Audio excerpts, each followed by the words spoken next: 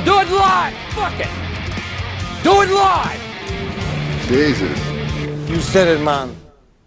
You said it, man. Welcome back, you Miscast Miscreants, to another episode of Miscast Entertainment. I'm your host, William Davis Moore, and with me tonight on this very fine damn evening is the Nerdynomicon. You may unmute now.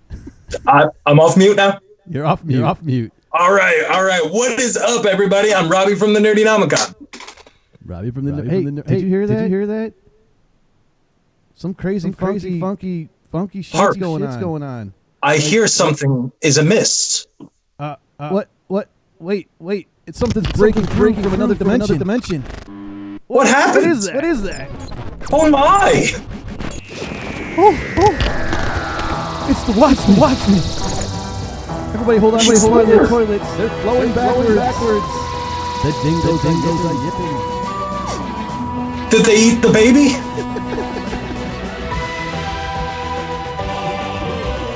He's coming in from the other hemisphere.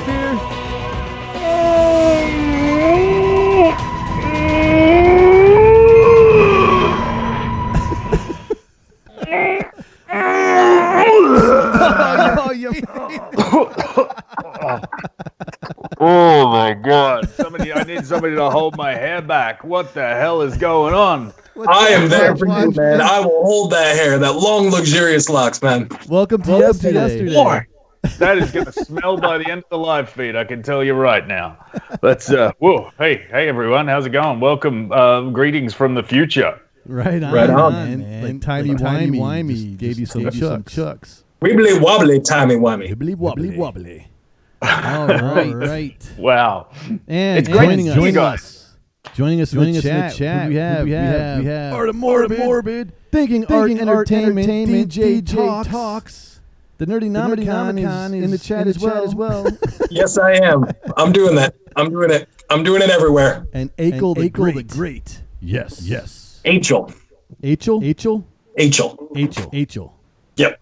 Achel the Great. Yes. All right, man. Remember, boys and girls, and everyone in between, we are a rated R program where vulgarity and debauchery are not only allowed, but highly encouraged. And trying to figure out from an R rating symbol. Pants are optional. Fuck, man. I was trying to cut down, too. So if you have small children, then please throw them in the closet with some tablets, Shirley Temples, and a ton of Cheetos. At least enough to last the morning. Already done. Feel free to curse in the chat, but play nice. If I catch you being nasty to other viewers, then I'll take your blue wrench away, and everyone will know you're a fucking dick. All right.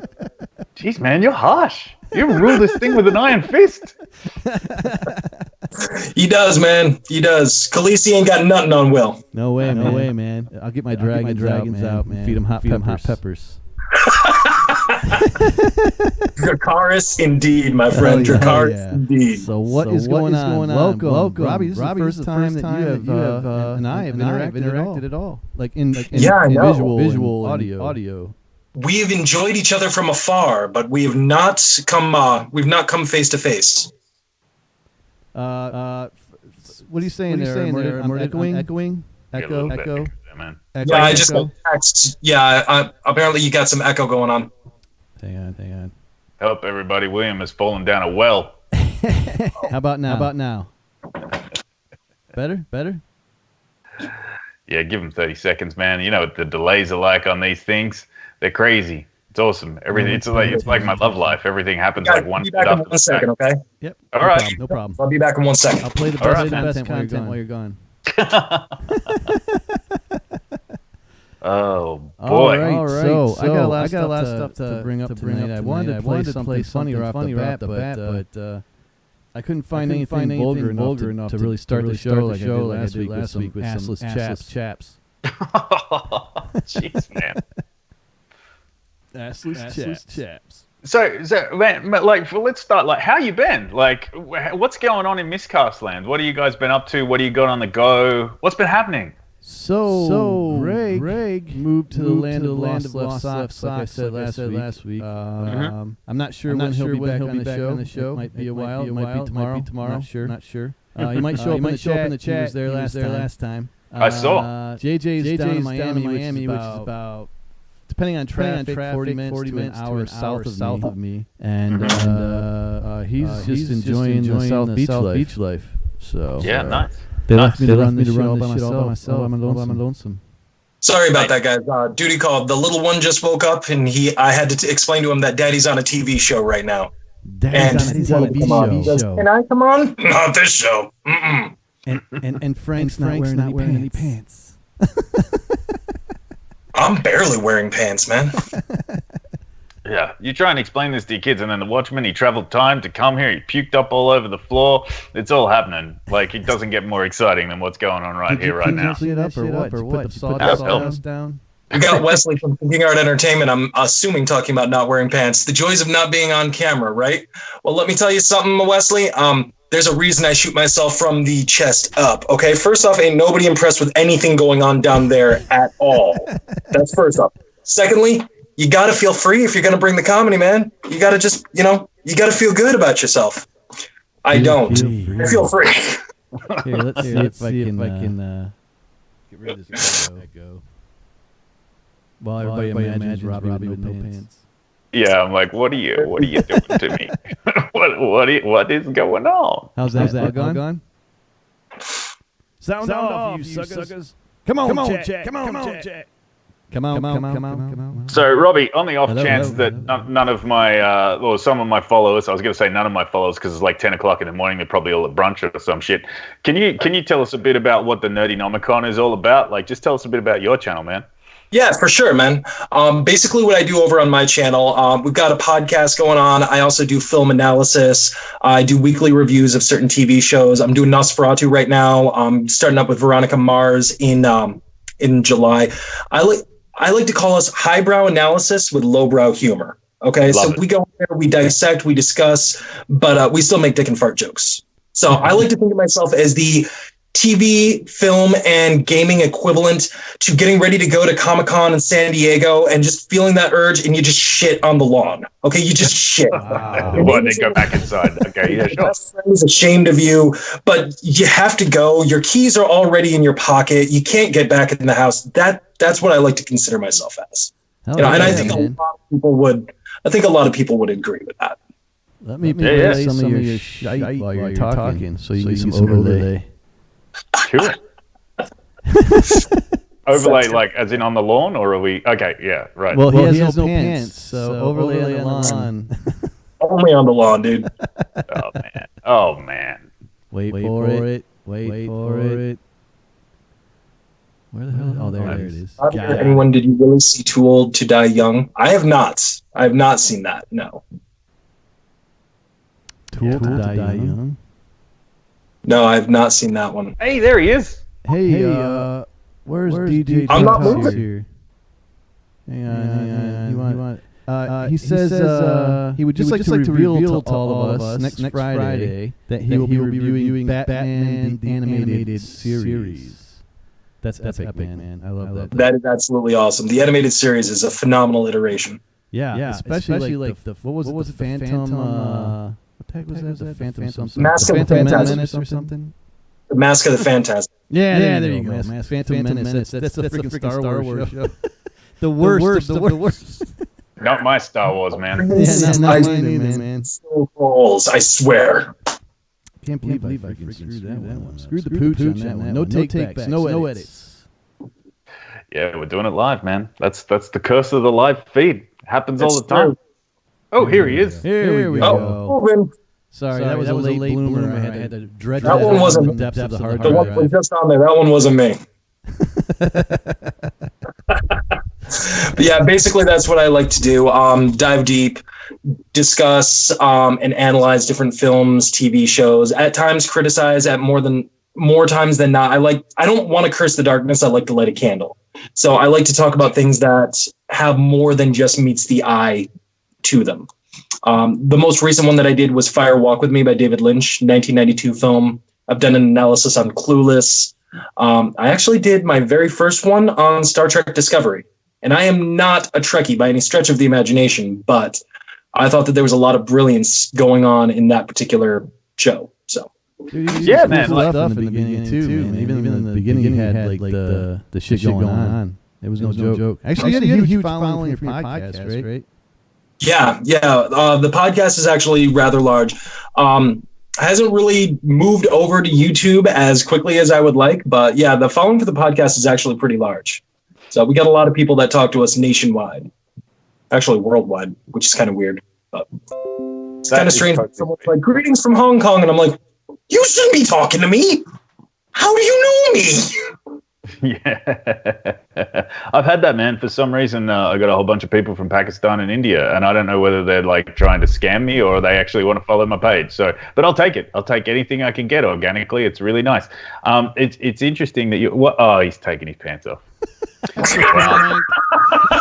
that face, man. That's a face only a mother could love. I was wondering why, like here in the future, I could smell like Parmesan cheese. I was like, what's going on? Patchouli oil. A little bit like patchouli and ass. Hey man, I see all these people powdering their balls. I'm like, why? What's up with that? Why you gotta throw powder on your nutsack? What's going on? Bargain bites. Bargain bites. All over the place. Amazing. I love some of his recipes. I've tried some of them. They're delicious. Yeah, nice. Well, does he make anything in the shape of a ball? I got to tell you, man, if you start doing grooming tips on Miscast Entertainment, I am unsubscribing right now. I had a video last week where this guy was like rubbing Vaseline all over his balls.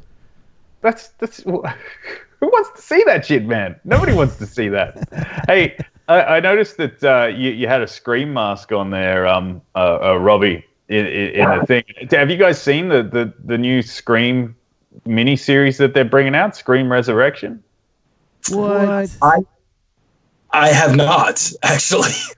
This is news to me. It's going to be like this 3-episode event, Scream Resurrection. They're bringing it back. Paris Jackson is in it. Paris Jackson. And I was well, yeah, man. And it's like, well, it's not the first time that she's been chased around by a guy in a white plastic mask, if you know what I'm saying. So very true. It blows my mind that we keep bringing all this stuff back. Like, if you look at what's on in cinemas right now, right? So you've got Child's Play. We've seen Godzilla, Toy Story 4. They're doing a Scream reboot. Like, what year are we in? According to Crap My Dad Makes Me Watch, we are in like the early to mid-90s. Right? It's like, I mean, if we're talking about time traveling, like, and this is the other thing, like now the Russians are the bad guys in the movies again, like everything old is new again. It's crazy. Yeah. It's crazy times. It's funny you said that. Did you see the remake of Red Dawn where they decided that they wanted to go North Korea as the invaders instead of Russia? Chris Hemsworth's early days. Now, if they were to remake it, it would just be a straight remake instead of a complete reimagining. And I'm just like, wow. Hey, what's up, what you do if you wait 3 years? Welcome to chat. Yeah, it's crazy. Like everything old is new again. It's all come full circle. And you guys are at ground zero for all this stuff. You're in the States. Like you guys, your country is driving all of this popular culture stuff, like through Hollywood and stuff. And like, I don't want to get too into politics or anything like that, but do you think it's kind of reflective of the time period that you're in at the moment with, everything that's going on with the guy that's in charge and just the state of play over there? Do you think that's why this is kind of happening, or is it just, am I just full of shit and I don't know what I'm talking about? I should go back to like... No, I don't know about reflected, but I think definitely indicative. I think that you can see a lot of that, a lot of current events being reflected into pop culture. I mean, hell, if you look at The Purge right now and then look at the state of, people's xenophobia and anger and stuff like that, it's actually terrifying. Now, The Purge, I have my issues with. Brilliant concept, wrong movie. Not even bad movie, but it should have been a political thriller. Should never have started as a horror movie. Yeah, but right. I think it's definitely indicative of what we're seeing going on right now. I think once people start taking their heads out of their asses and hating, the person sitting next to them and the person sitting next to that one, I think we're going to start seeing a lot more good art, because a lot of the things that I'm seeing recently, even as recently as the year Moonlight won in the Oscars,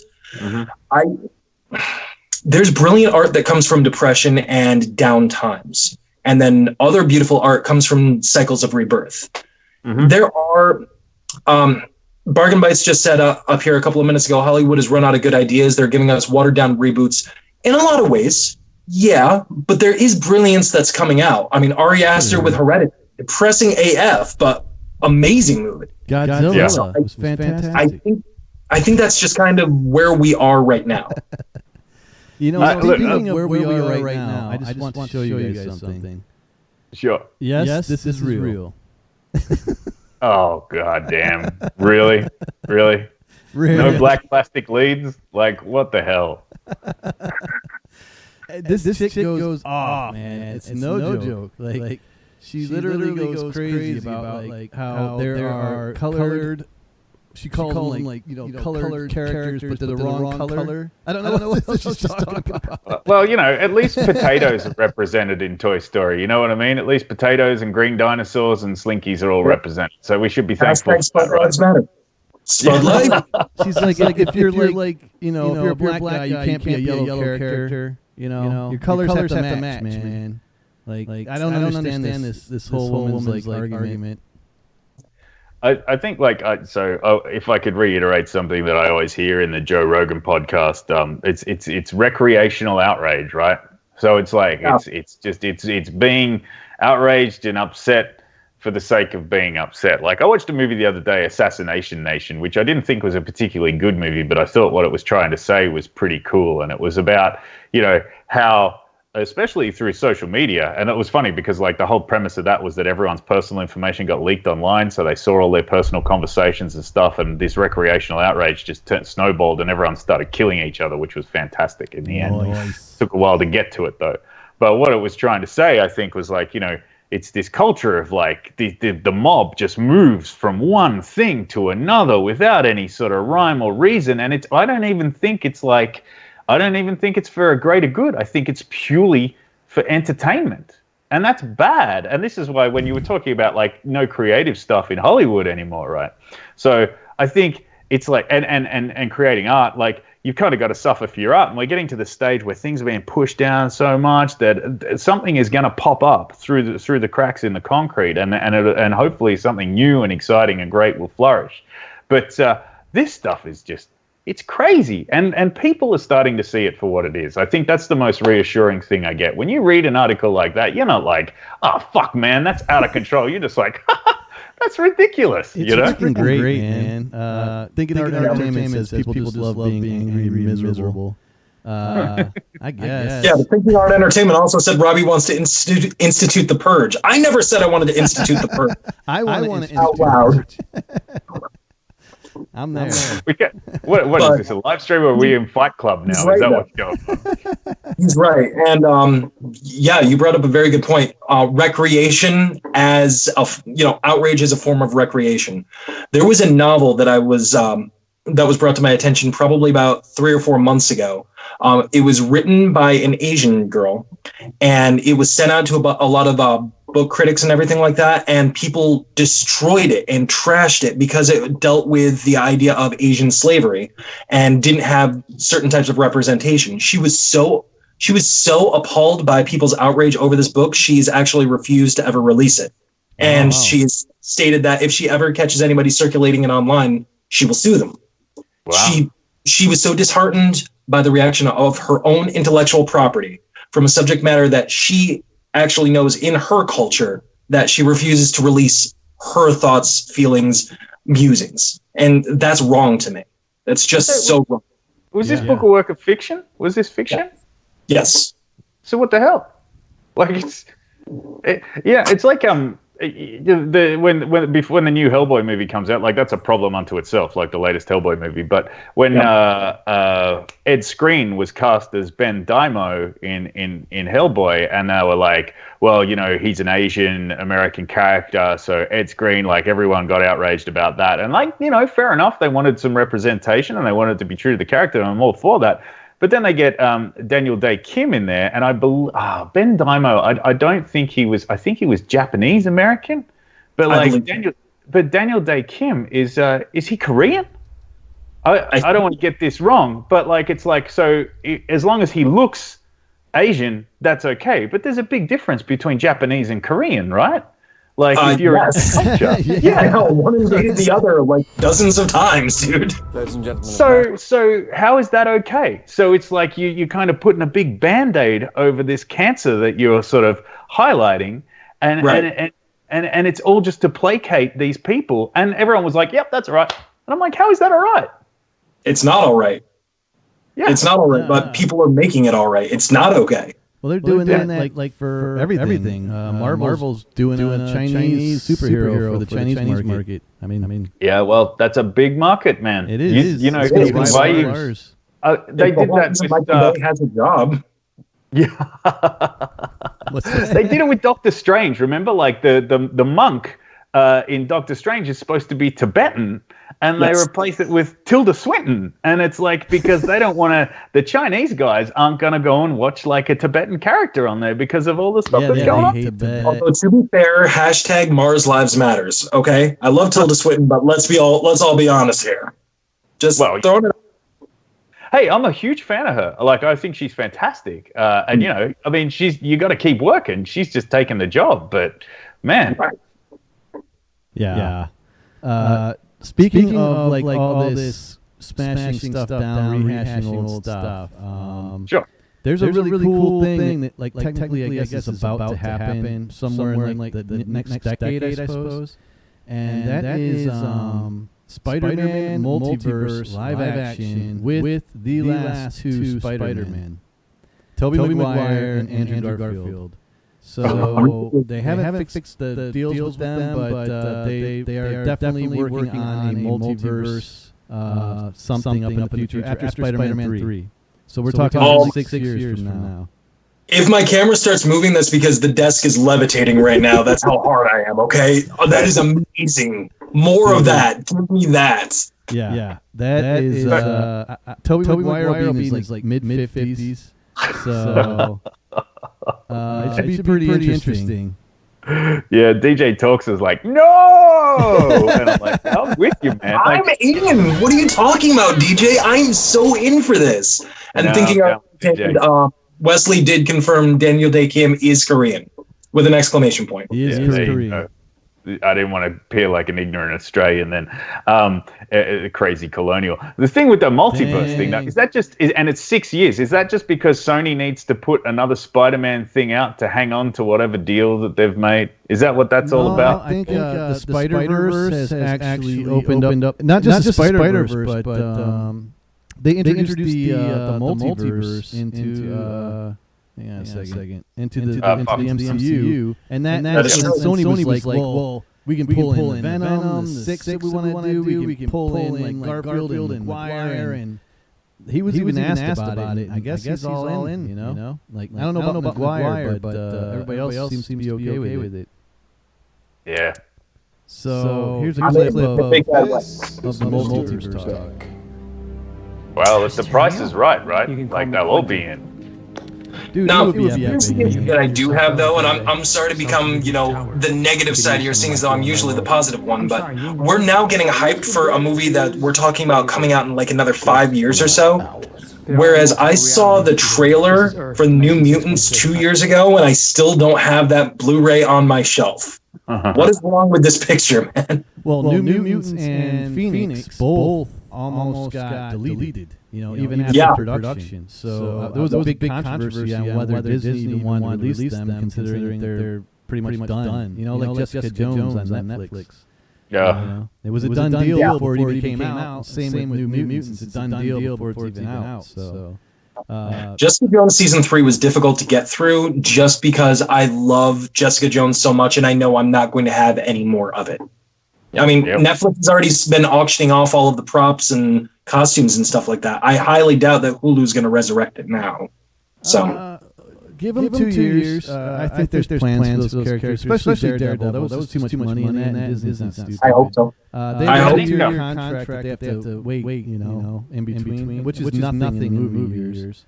Thinking Art Entertainment says he refuses to watch the new Spider-Man. I think there's a lot of Miscreants in the house. Hey, Danny, good to see you, man. You got two veterans in the house, two alumni, two Miscast alumni, three Watchmen. Danny Mac is he's skated in. He's got a family birthday party that he's at right now, dude. Oh yeah. Naughty, but I love it. We're glad you stopped by. Hell yeah. He's probably sitting on the can or something, just like hiding in there. I would. Those family functions, man. Hey, I got something funny from the third Spider-Man with Tobey Maguire that you guys all like. It's the dancing scene he did that everybody loves so much. Oh yeah. But that is my go-to move. If it was real and you weren't watching it from the audience seat. So here we go. Damn. How you doing?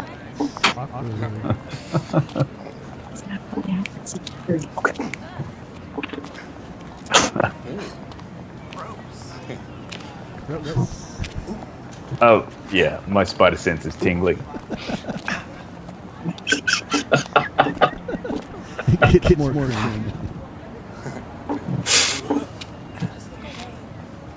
Yep. That is my move.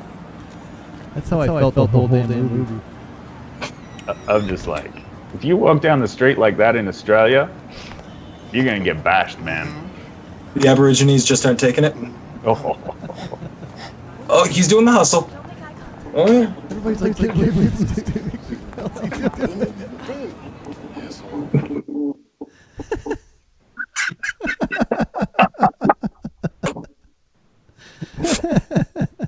Oh my god. So that's pretty much what would really happen. And that's pretty much my face was like what the Watchman's doing right there. That was my face the whole movie. It's like Raimi, what are you doing?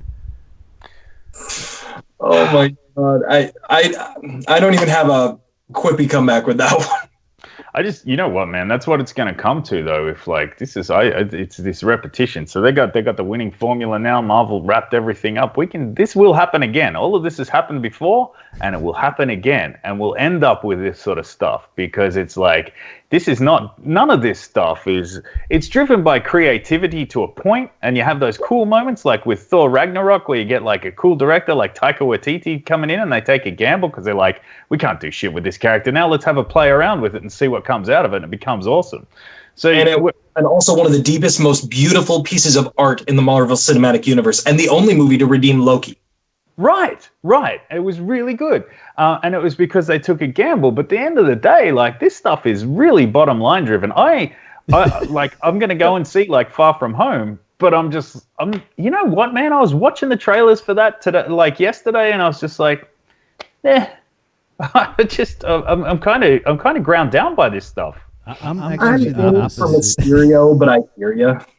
I mean, they can't all be Winter Soldier, which was it was epic. It really was. I mean, the Captain America movies to me are amazing because each one of them is a genre film in and of itself. You've got your period piece with the original, then you've got your Jason Bourne movie where it's ultimately an international spy movie with Winter Soldier. Then you've got your Avengers movie with Civil War.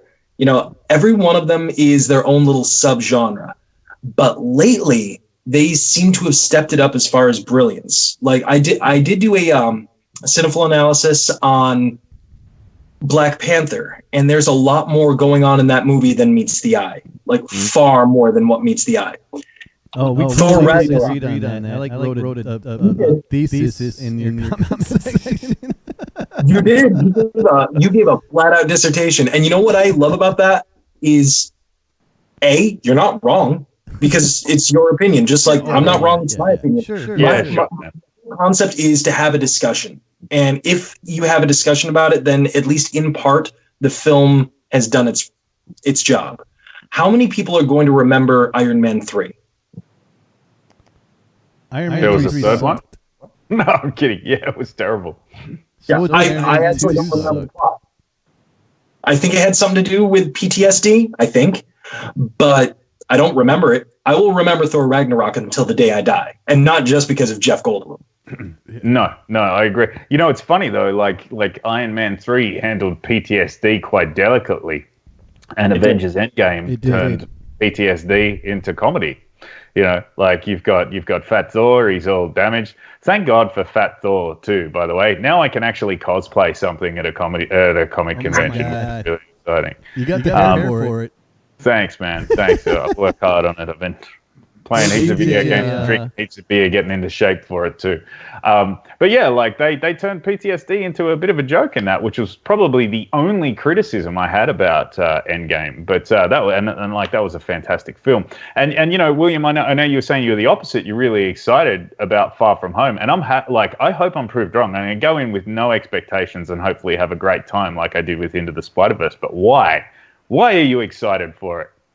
Because I'm a freaking dork, dude. It's definitely a good reason. Yeah, I mean, they took Marvel a little bit to get the shit right, to get that formula down, but they nailed it, man. And I'm all in. I'm not hit fatigue yet with those movies. I haven't. With Iron Man 2 and 3, I thought they sucked. They sucked bad. They were like the same movie over and over again with the same villains. And everybody complained that Marvel had a problem with villains until Loki, man. And Loki just owned. And after Thanos, man, I'm like, dude, they nailed that now too with the de-aging and now they bring multiverse in. They're really working it. And I love the way that they're not like holding on to the comic books and they're just doing their own thing. You know? Yeah. I was kind of like a little disappointed that they Far From Home calling the Universe 616 because I would rather they made up their own universe. Like it was 1999999 for a while until this one blurt by Mysterio. But I dig the fact they're like just doing their thing, and you know Feige's doing it. He's owning it. So like let him really roll. is. He's crushing it. How else do they do it? I mean, you got Blade. You could do like a serious story with Blade. You know, something really twisted and sick, but no one's doing it. That's the one thing I did say. Like, but he's too happy-go-lucky. Feige is like an awesome custodian of all of this stuff. Like he has done a really good job at preserving the integrity of all of that stuff. And it's like, you know, I don't want to sort of hate on Star Wars too much because I get too much shit every time I do. But like he's really maintained the integrity of all the subject matter that has come in through the Marvel Cinematic Universe. And I think it's been great. And the one thing I will say about Spider-Man is like, you know, as a parent now, like my son is so in love with that character, you know, like Spider-Man is such a cool character. Have a good night. Yeah, man. See you later. What's he cooking? Yeah, take care, Bargain Mitts. Yeah. So I don't know. I'm digressing. Sorry, guys. But yeah, like Spider-Man's great for the kids and it's great for adults alike. I love seeing my kid watch these movies, you know, like he loves it. And to see the wonderment on their faces when you enjoy those films takes it to a whole new level, I think, sometimes. You know that, William, with Miscast Kids. Like, it's great seeing how kids react to this stuff. Oh, I love for sure. They're freaking awesome. Big shout out to Miscast Kids, too, man. They're in Yellowstone right now. And, are they really? Yeah, they're kicking awesome. it. And Alethea, the one that directs them all, is like the camera's attached to her hip. She's doing landscapes out the buttocks. I was teaching her the rule of thirds, so she's obsessed with the rule of thirds. It's pretty awesome, man. The young generation, man. You guys know you have kids. Yeah. Oh yeah. It was one of my finest moments when my son came up to me and actually asked me to watch a Godzilla movie. That was one of my finest moments as a parent. To watch Godzilla? Yeah. He comes up, Daddy, I want to watch Godzilla. I'm like, right on. Mechagodzilla, Destroya, Ghidorah. What do you want to watch, man? We will make this happen. Titanosaurus, I got them all. The new one? I haven't had the chance to get to the theater yet. 1997? I'm sorry? Oh, God. 1997. Oh, God. I threw up in my mouth. Yeah, it was 98, but I threw up in my mouth a little bit. 14 was good, 2014. nothing really can compare to Shin Godzilla in the new era. I mean, Shin Godzilla is brilliance. There's a reason why it swept in the Japanese Academy Awards. But that was, I'm digressing. My crowning moment was seeing Max actually excited and sitting there legitimately watching a Godzilla movie and loving it. That's awesome. So I was very proud to be a father at that point. I mean, I'm old, but still, you get what I mean. That's freaking awesome. I get you, man. I get you. I didn't like the new Godzilla, and you know, I had a couple of Godzilla fans not too happy with me not liking the new Godzilla. But hey, you know, I'm happy if they're happy. If they like it, good for them. You went off, dude. Exactly. Stuff with that. But I just look, man. I just think I would have. There was just nothing tying the monsters bashing each other. The dialogue is terrible in it, as far as I'm concerned. But like the special effects are brilliant. It looks great. It's you know, 2014. I really enjoyed the 2014 version. I thought that was awesome.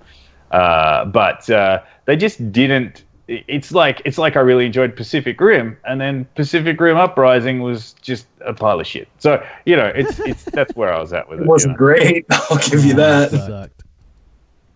Pacific Rim 2 was bad, man. I liked the first one though. I was a sucker for that stupid shit. It was lame. I was too. Even with the bad Australian accents in there, I have never met an Australian in my life by the name of Chuck or Hercules. Hey, DJ Talks, man, you got a copyright right now? You got to edit stuff down to below like 10 seconds, man. I do that with all my trailers stuff. Anything I play, it's either soundless or I edit it down below 10 seconds, chop it up myself. Yeah, man. Otherwise you're going to get hosed every time. I get hosed all the time. All the time. They're relentless, like, especially with music. 10 to 15 seconds is your go-to, and you can go the fair use defense if you provide commentary and stuff. What I try and do when I'm playing back trailers and things like that is I always try and talk over the top of them at least at 10-second intervals, which can piss a lot of people off, but it keeps me out of trouble. So, yeah. I had my latest video, my Fire Walk With Me video, taken down 4 separate times, DJ. Okay, so it was for 3 separate scenes, and one of them was literally just stuff in the background of the green screen when I was doing my outro. So it happens to all of us, man. And thinking art, yes, I have seen Drive, Neon Demon, and Pusher. Valhalla Rising. I haven't seen that one. What the heck? Where's Danny at? Where's Artem Morbid? I think Danny's kids kill Artem Morbid and drag him into bed. Yeah. You know, incidentally, the clip that you've got playing in the background with me, with my Clueless video, I didn't get a hit for that one. Clueless was totally fine. Fire Walk With Me, a movie that most people I know have never even heard of. Dude, I got copyright strikes out the ass trying to put that up. It's the bots, bro. I think because it's such an automated process, like they're obviously not policing that in real time. Often I win about probably 75% of the ones that I contest, and the rest of them, I'm not making any money on this shit anyway. So if they want to take money from it, go for your life. I don't care. I don't do this stuff for money. I do it for fun anyway. You know, it is frustrating in the context of it being well within the bounds of the law to provide some kind of commentary about something. You know, like. Mainstream media do it all the time. It's not a problem. I think that gets frustrating. So you just got to know how to kind of duck and weave around that stuff, and be respectful to the people who own original content as well. You know, I don't want to sound like I'm the way I see it. They're putting those trailers out there for advertisement for their stuff. We don't have an audience, but we're still advertising for them. You know, it doesn't matter. I'm like, you know, Thinking Art says, I chop it up and do my own trailer from their trailer. You know, I don't have to do that, but they force me to. You know, makes you work hard. The same thing though is we don't have the monetization yet. Well, at least I don't. So anything that drives traffic to my channel is cool with me. Yeah, same. I don't care if they give me a claim. Demonetize my video all you freaking want. Just put it in front of more eyes, man. Just don't take it down. Don't worry about that later on. Like, what, you know what I mean? With you in your video where you're like, get taken down. They're coming after me from Germany. Oh, yeah, that was actually Fire Walk With Me. The version that I have up right now is banned in Germany and Austria. I don't actually know why. It played a clip, and I'm like, that's literally me talking over a picture. That is a picture right there. But yeah, that is absolutely true. Originally, I was banned in every country except for Sweden. Jeez, dude. Then I was blocked worldwide. Then I was blocked in United States, United Arab Emirates, China, and like a few others. And then finally it was just like Germany and Austria. I'm like, I'll take it. Dang. I'll take it. That's like that's a tagline. It's like banned in over 200 countries. That's amazing. The video you'll never see because they don't want you to. And it's just me bitching and moaning about a 1992 movie. That no one even like watches. Like nobody watches that shit. Speaking they of don't. Shit but they don't. Unwatchable. The Watchman sent me this stuff. So Keanu Reeves is pretty big lately. I mean, oh man, the renaissance of Keanu. Yeah, he's kicking it, man. He's in Toy Story. He's got John Wick. And as a shooter myself, I find it fascinating that he does three gun as awesome as he does. But you are correct, sir. He is no actor. And I'm going to play here a clip from Toy Story 4. Where he's the Duke from Canada. And even as a cartoon, the dude has issues. I shit you not. Take it, Andrew. Hi, Duke. Who's the cowboy? Duke, meet Woody. Oh, man. Woody, meet... Duke Kaboom, Canada's greatest stuntman. Oh, yeah. He's posing. Duke, we need Hold to... on, one more. Oh, yeah. What brings you back, people? We're going on a road trip. Man, road trip. Vacation! The freaking talent right there.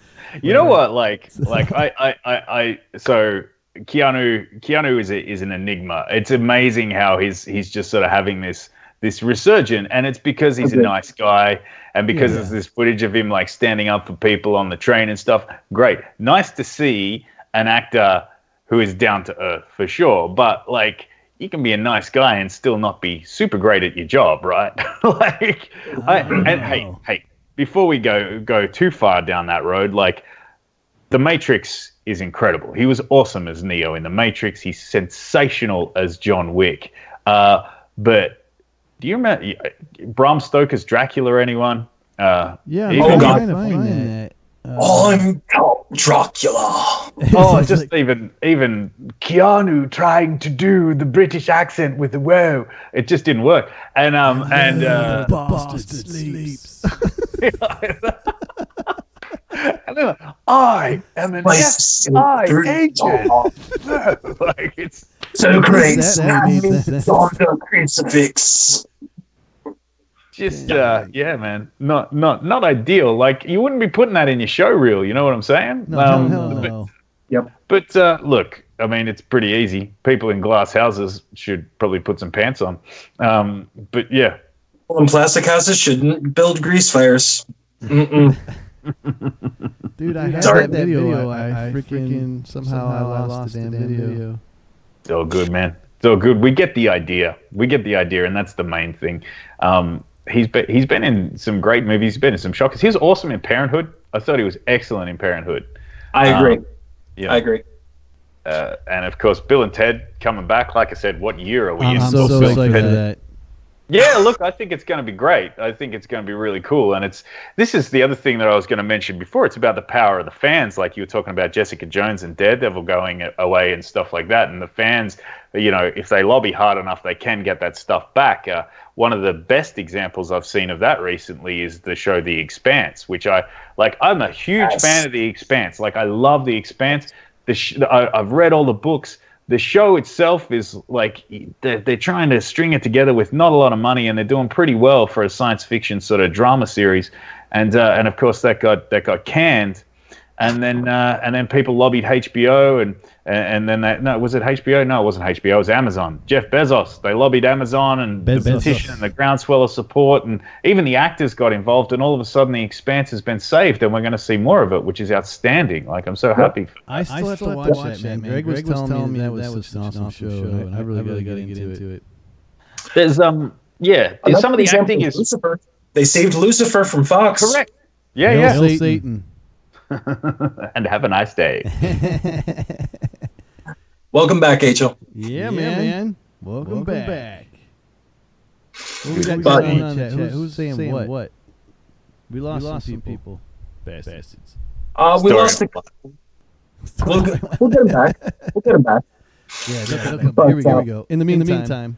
I want you to take over for the client, this rather eccentric Count Dracula. Ah, Keanu, right? Yeah. Property around London. Of course, sir. I'll attend to the Count. Thank you for your confidence. This is a great opportunity for you, Harker. But you'll have to leave Transylvania immediately. Oh my!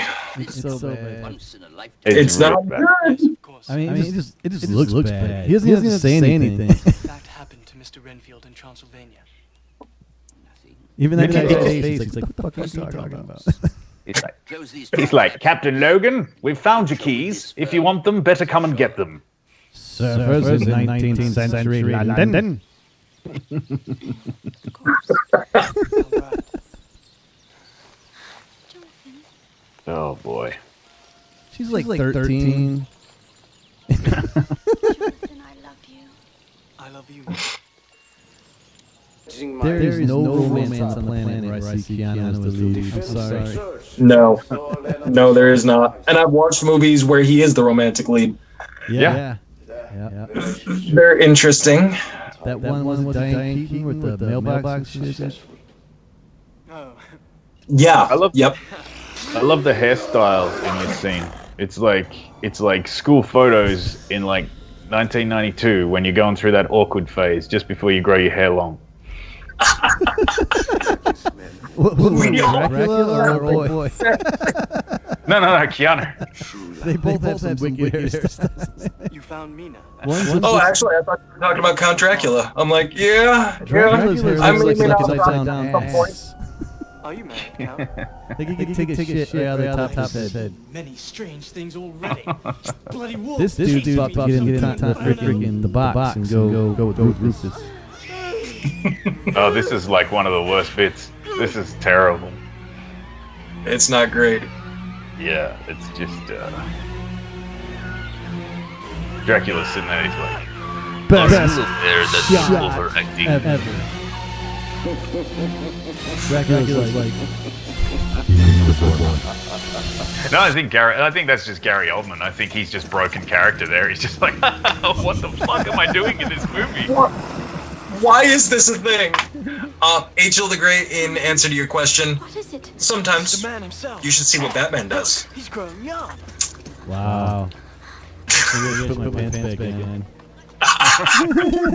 You're safe, and you're In safe. great pain.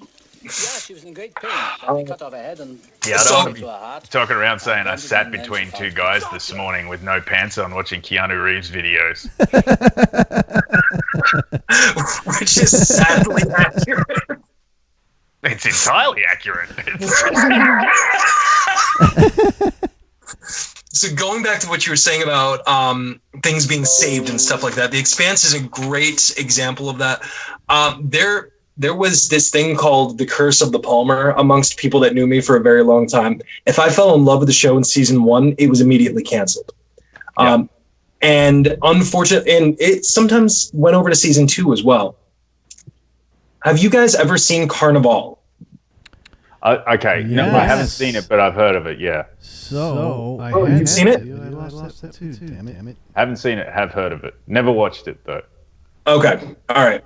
One of the most brilliant HBO shows ever made. Okay, relative flop in its time, mostly due to the budget. It basically was a struggle between good and evil set during the Dust Bowl in the United States. So we're talking, right before the real rise of Hitler with Kristallnacht and stuff like that, way before the Blitzkrieg.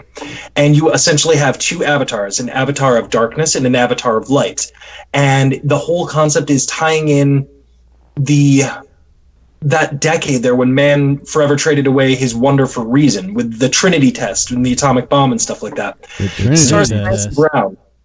Clancy Brown as a villain is incredible. Nick Stahl as Ben Hawkins. There's just so much going on with the show. My point is, if they were to remake that show now in a post Game of Thrones world, it would eclipse Westworld in popularity, I think.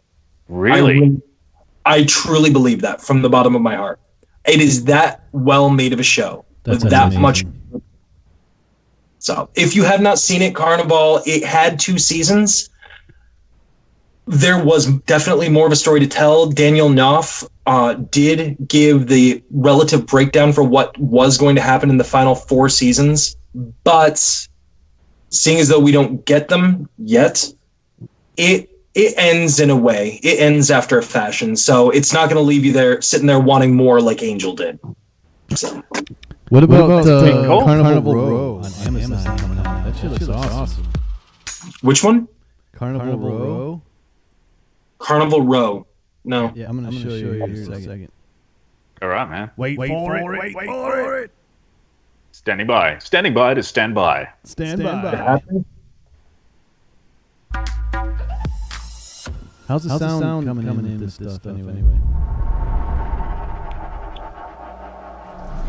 There is a Are you rift talking to me? in the city. Time. I can't hear the trailers, man. Yeah, I can't hear the audio on my end. I can see them and I can react to them, but I can't hear them. I gotta say, the visuals look really cool. Mm-hmm. It's like bright kind of, where there's like all these fairy tale people in real society, but it's steampunk time, I think. Orlando Bloom and that chick from Jupiter Rising. No. Cara Delevingne. Yeah. Was it Jupiter Rising? Yes. Did I watch it? Jupiter Rising. I did watch Jupiter Rising. I'm ashamed to say. Did you watch it? That was the one with the rollerblading werewolf, right? Yes. Yeah. That got his wings cut off. Yeah, I think it's werewolf rollerblader. That was a Wachowski thing too, right? Yes. They went downhill quicker than shit, man. It was so sad. I found all your videos, by the way, so... You had a bunch of weird stuff, man. Why don't we go through some of that? Because I really wanted to see what some of this meant to you. Whose stuff? Whose stuff is this? Is this my stuff? My stuff. Okay. Yeah. You sent a bunch of like 1995 Origin Brawl or something. Oh, okay. Okay, so you get context? Like, this time of year, right? It's really hard to sort of balance work, life, and doing movie reviews and stuff. And it's like, it's rugby league season here. It's our football code. I'm a big fan of that. I'm a big fan of the American game. And one of the big things is state of origin football, which is huge. So this is like 2 states, Queensland to the north, New South Wales to the south. People that play on the same teams represent each of these states, and the rivalry is out of control. And this is some footage from 1995. But this is the sort of level of intensity that this game is played with. So this is like probably the biggest sporting event in my world. And they do a series of 3 games, and it's the best of 3. So Queensland or New South Wales win anyway. I just found this the other day, and it's a shame you can't pick up on the audio for this because the commentary is hilarious. But yeah, the audio's in the feed, but you guys are only getting a screen capture from me. That's why you can't hear it. You'd have to put it on YouTube. Yeah. Let me wrench this guy over yonder. You have been wrenched. Oh, he's been wrenched. It's nothing personal. Damn. It's like a reward. All right, now I gotta get back to where the hell I was doing. How it was described to me the last time I've been wrenched. It does get wrenched. The game kick through to take a little Here we bit go. of sting out of That's the called a scrum.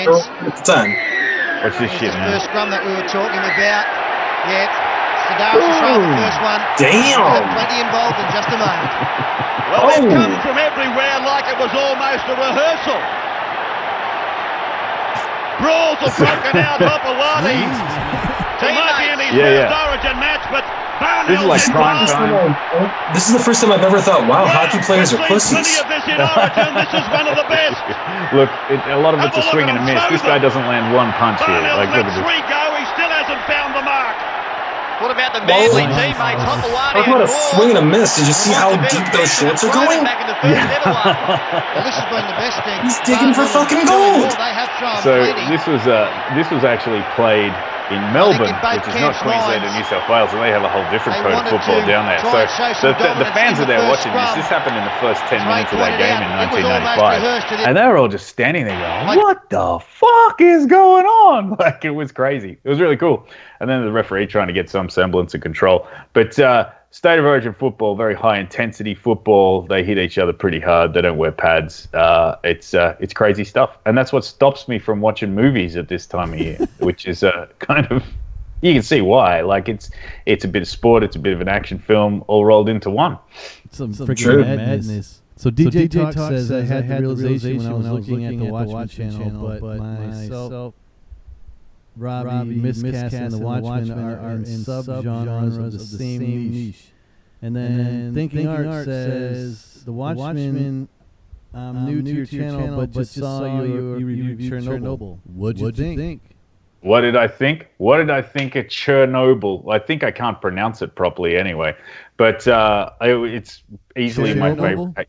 Yeah, Chernobyl. Chernobyl. Yeah, Chernobyl, I'm pretty sure that's a Disney villain. It's Chernobyl. Chernobyl, mate.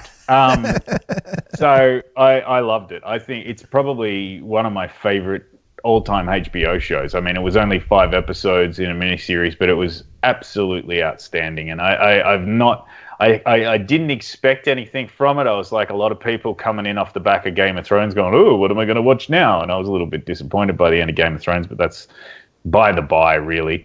I was happy with how it all wrapped up. I just think that they went too fast with it. So to come in and put on Chernobyl, which was a real change of pace, completely different subject matter, and the way that they put all that together was just awesome, man. I love that show so much. And I love the fact that the director, Craig Mazin, I think it is, he's the guy that wrote like the 2 Hangover movies, Hangover 2 and 3, has taken this completely different subject matter, right? And he's researched the arse out of it. Like, it was really cool. But he did a podcast to complement each episode. So like a 1-hour podcast about what went on in those episodes, breaking down how he pulled it all together, separating fact from fiction. And it was just the whole package. It was a 5 out of 5 for me. I loved it so much. I thought it was awesome. It's like the director for Hangover, that Todd dude doing the Joker. Like totally outside his wheelhouse from what we know of him. But that shit looks awesome. Maybe they're all on the same page.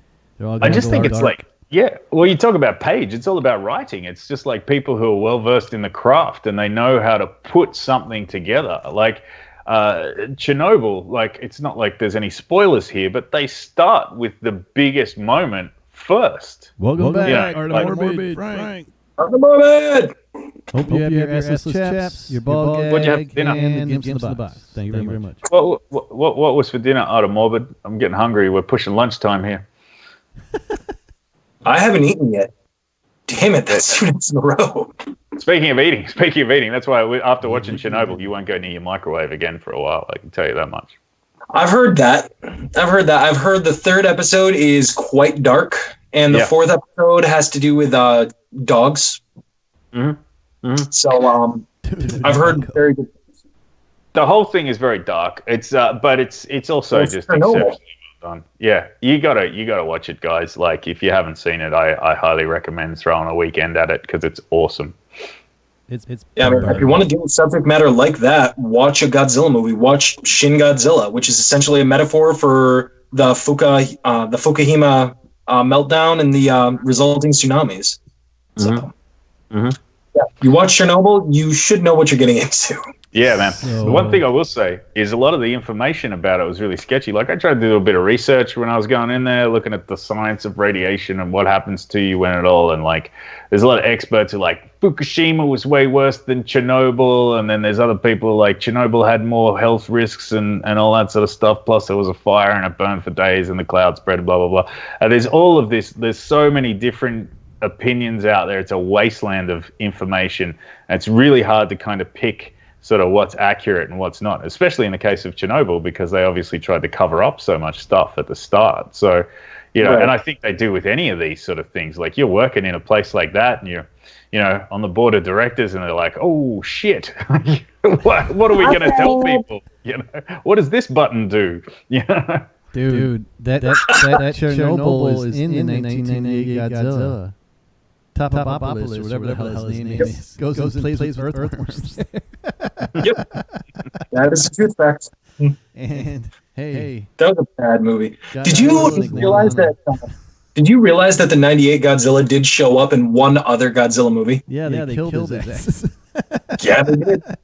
They just it's Godzilla Final Wars. It was the end of his third period before they put him to sleep for a while. RJ says I want to see Godzilla. See you there, DJ. Have you seen the Netflix animated Godzilla, Robbie? Yes, and love them. Really? I watched one of them when I was on a plane down to San Antonio. I watched the first one. I've now seen all three. They're fantastic. They really are. Definitely different subject matter. The metaphors are not as pronounced as some of the other great Godzilla movies, in my opinion.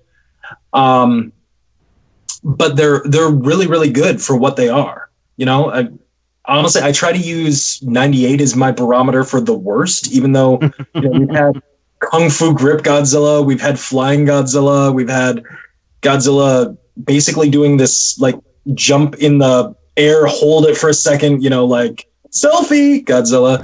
We've had all kinds. But the animated Netflix one, I really like it. Did you check it out yet? I saw a little bit of it, and yeah, I thought it was pretty cool. My problem with it is like I watch these things really late at night, and when you're trying to kick it with subtitles at like 1 and 2 in the morning and keep up with it, like if you drop off for even a minute, like you lose some pretty major plot details with it. But I thought it was really well put together. Yeah, that's the thing about that movie in particular, or the animated films, is plot density, which a lot of Godzilla movies do not have. Yeah. Thinking Art said Godzilla was fun, not the best written movie, but if you go for monster smashing, you won't be disappointed. Wes, I'm pretty sure I'm assuming you're talking about the more recent one, King of the Monsters. And H.O. the Great, I want to see Godzilla. Which Godzilla movie do you want to see? Because there's over 30 at this point. Godzilla versus Miscast Entertainment. Hey, Frank.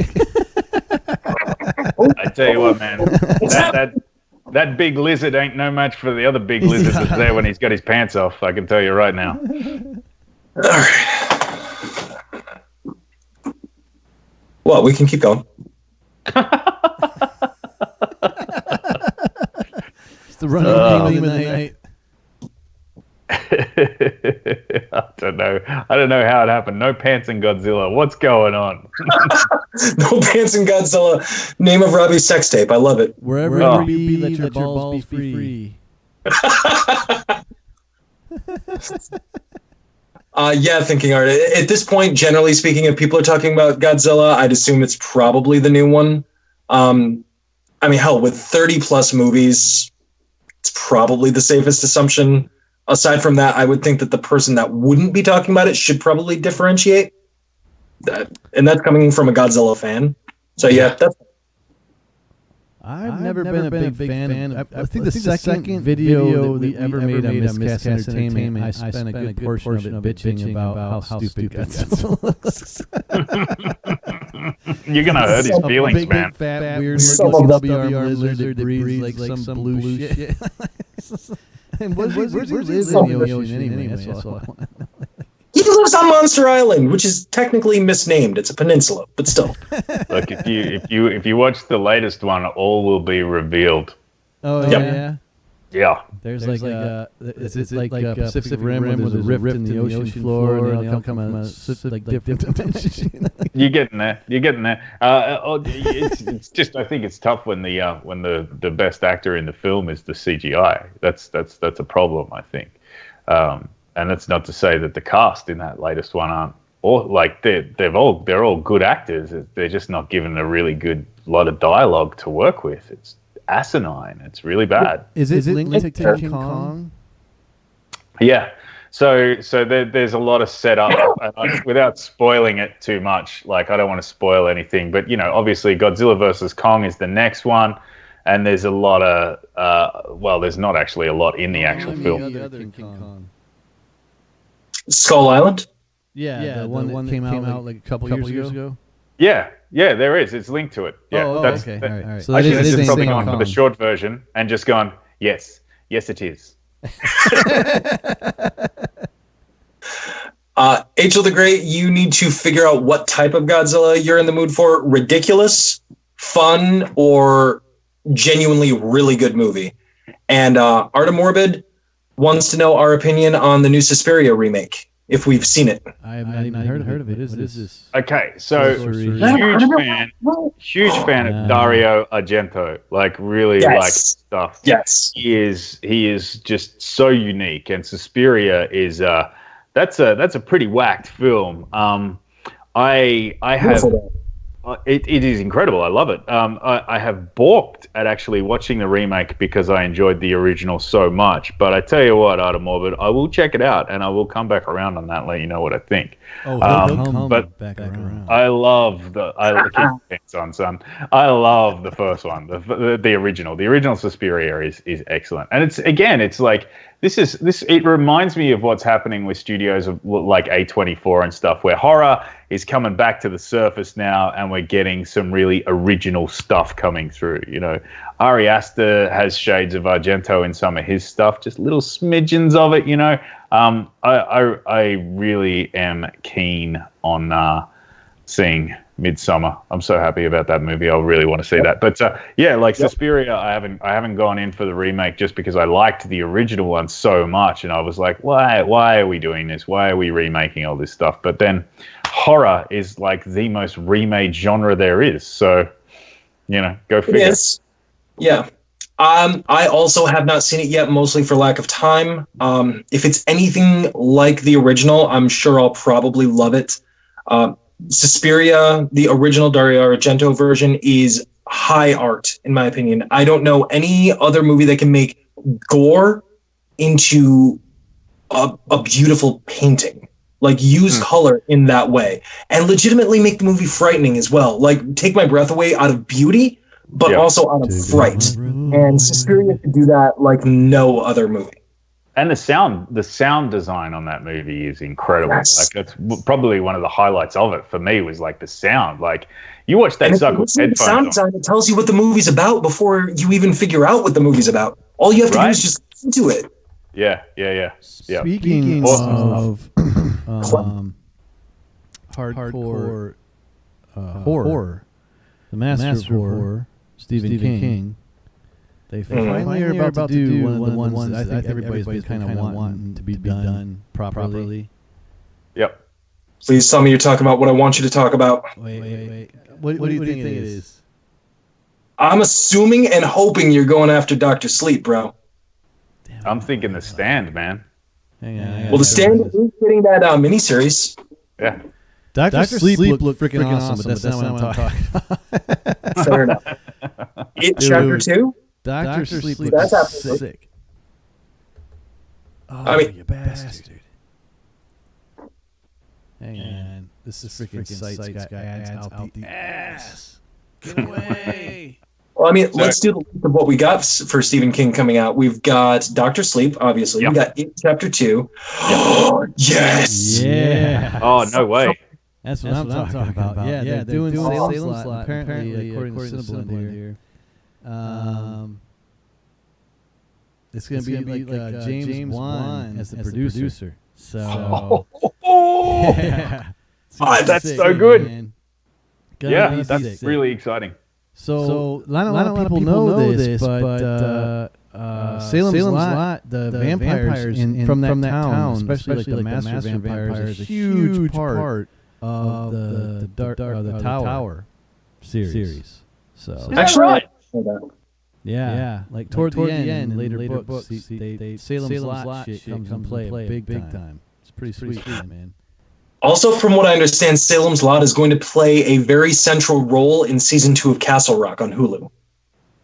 Considering Jerusalem's lot is only one town over from Castle Rock. Yeah, Dark Tower right here.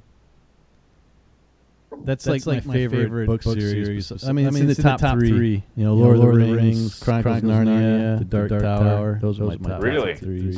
Good choice as well. Completely off of each other. None of them really. But they all have the same like world building thing. Yeah. I have not yet read Martin's, but it's on my list. So I'm sure. Oh, they're fantastic. Yeah. He can build a world. He really can. Have you ever read Dune, Frank Herbert?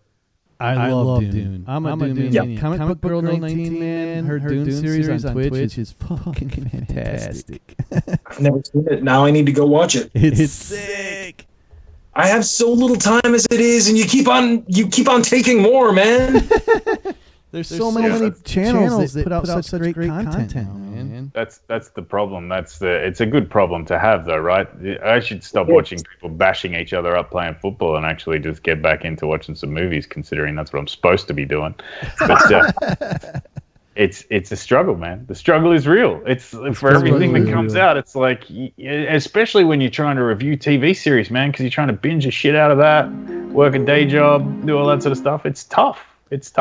Dude, it is tough, man. But I mean, we're all pretty smart blokes here, man. I think in the end, what's going to happen is we'll turn into the day job. I mean, we have good personalities and everything, and you know, we're all working there. We're all getting there, one step at a time. I'll whore out. I have no problem with it. Like, I took my pants off. I'll suck the fastest dick for Vaseline nut sex. Is that Miley Cyrus? Is that? Oh no, it's Comic Book Girl 19. She's awesome as shit. Sorry, Comic Book Girl 19. I'm a fan of both. She heard you say that. No offense intended, Comic Book Girl 19. She's pretty freaking awesome, man. Big shout out to her. I love her channel. She went through the doom of like the doom of Valeria, the doom of YouTube, when all the ads went to shit and the monetization went to like 1,000 and all that shit. She took a massive hit, man. And her channel was sick, man. It was awesome. They call it the Great Culling now. It was bad. I had like 3 channels that just got wiped the fuck out, man. It was crazy. I mean, I only had like 80 subscribers, but they were monetized. Yeah, I hear you. They took all the money that I had saved up, which was like $100. Hey, it was $100, man. He's gonna buy like 2 cases of beer with that. What the fuck beer are you buying? $100 for 2 cases of beer. $50 a case. A good case of beer here is like $45, man. Dang, are you serious? What the heck? Yeah. Money are you using? Yeah, Keystone over here for like $12.50 for a 30-pack. Like $12. Yeah, no, it's crazy, man. It's crazy. And then you can buy beer in a can over there that's as big as your head. It's amazing. It's we don't have that here. We don't have that. And we drink a lot of it too. So, I don't know what's going on there. I guess it's like oil here. But jack the prices right up. Shit. Yes, Keystone is shit beer. It's basically flavored water, and the flavor is not good. I don't think I enjoyed any good beer when I was in the States, I've got to say, guys. But I had it. Sam Adams was all right. I didn't mind a Sam Adams. I was drinking 107 flavors. Coors and Bud Light, and it was just revolting. But it did the job. Hey, Art Morbid. Everyone else, have a great night. I have to run. It was fun. Hey, man, before you go. All right, fine. I'll see you next time. I'll see you on the freaking YouTube sometime. I'm always seeing you pop up. I caught your ass that one time in like 3 seconds for that test run. See ya, Art Morbid. Have a good night, man. Have a good night, buddy. I was just about to show everybody my setup here. Too bad you missed it. Yeah, do it. Do it. I want to see it. Oh, he's still here. All right, I'm gonna play because I can't get the damn thing to upload, and I'm sick of trying. So I'm just gonna play it to the camera and hope everything works out. Here we go.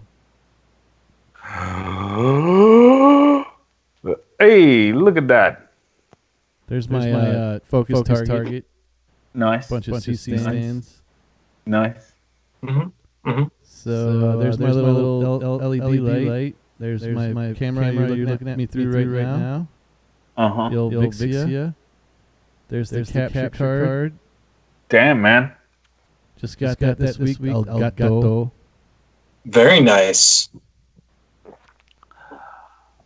That's down below. That's what I'm studying right now. How the human body produces energy. Because I'm sick in the head. That's what's making this wonderful echo that everybody keeps saying here. I have to figure that shit out. Crikey. There's the background. Jello over a simple light that I've constructed from Home Depot because I didn't want to pay for it. This is like Cribs. Take us into the bedroom, man. I want to see where the magic happens. Where I was going was the Miscast set, but it was too dark.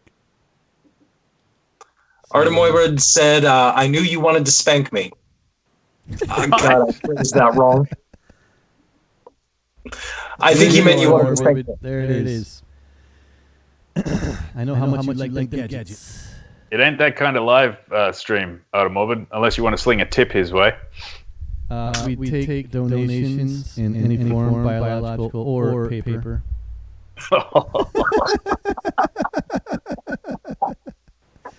Just make sure it'll fit in the slot. That's all that matters. Oh my God. Dude, I love you. You're fucking awesome. Have a good night thinking art. Later, man. Later, Wesley. Have a good one.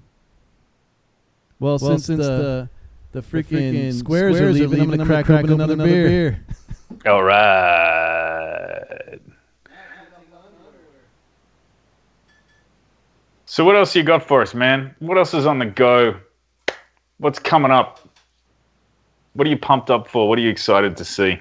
All right. So Watchman sent me a trailer he constructed that I'd like to play.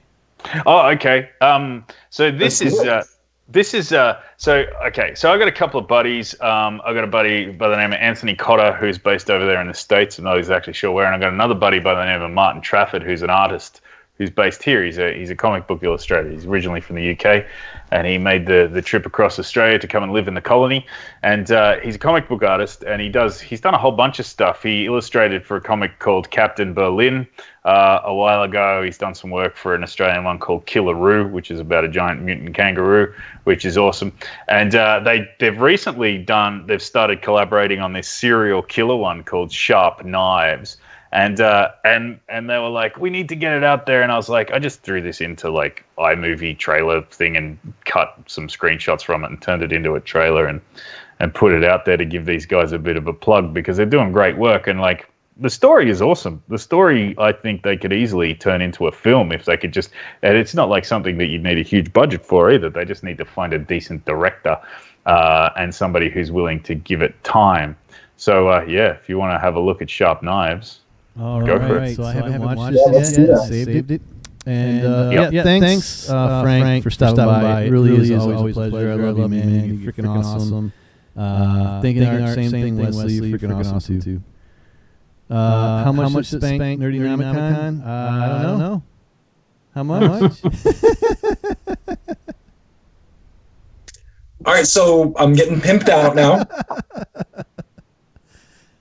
$5 to touch it. Stop it. So okay, I got nothing. Derailed. Very much. I'm like, oh, what's the word? I skipped dinner, I lost it, and I fell flat. and now let's watch people kill each other. Yeah. Let's do it.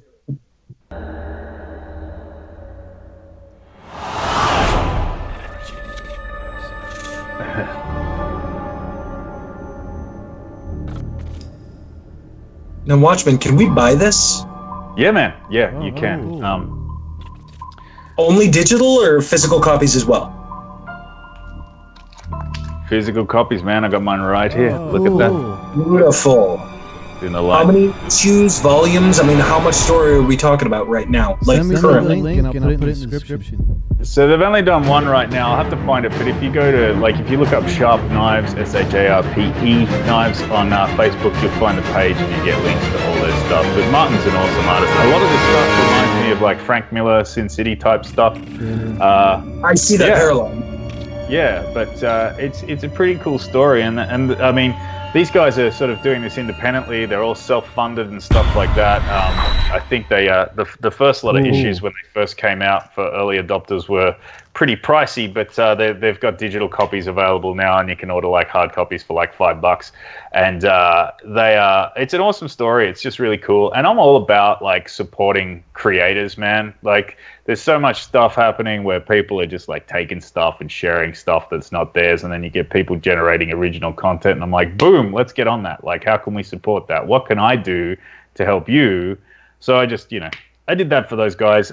It wasn't anything huge. I thought they were really happy with it. But the coolest thing about it was, and this is what happens when you do favors for really creative people, they've written me into issue 2, which is currently being developed at the moment. So I get to play a cameo in issue 2. So they've got my likeness in there. I think I play some kind of thug. I'm not really sure. I don't know how it's going to end out. But like I saw some early screenshots, which I don't want to share because it's their thing, and I don't want to spoil anything. But yeah, like it was really nice. I get it. They wrote me into the thing, and even here, like with the first one, like I got quoted on the back cover. It's like, I think this series really lends itself to having a film made.